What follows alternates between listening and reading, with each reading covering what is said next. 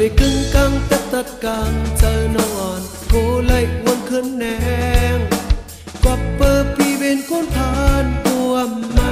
hắc cứng lại yên nhau khao hờ lòng cơn định xịt nê xịt nhạc cao để mi tăng nằm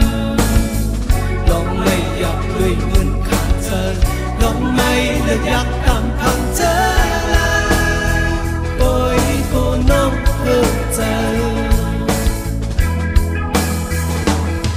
cả đêm thức hôm trong lệ chát bàn pi trọng nông pi giờ vẫn trắng lay tê hôm to sụt chóm pi tê khám ya còn hắc cứng lại yên nhau khao hờ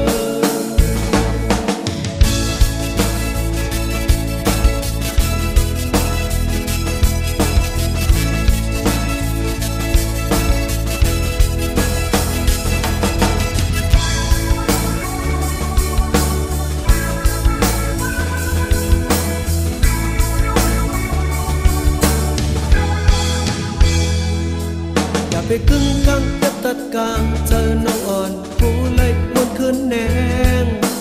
quặp bơ pi bên côn than cô âm hắc cứng lại yên nhau khao hờ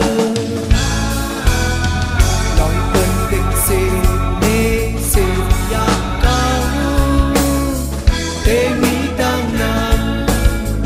lòng lầy áp đuôi ngân khàn giờ lòng mây lật nhạc tạm thang chờ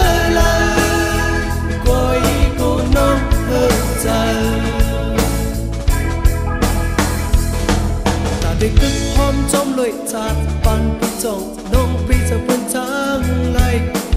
để hôm to sụt gió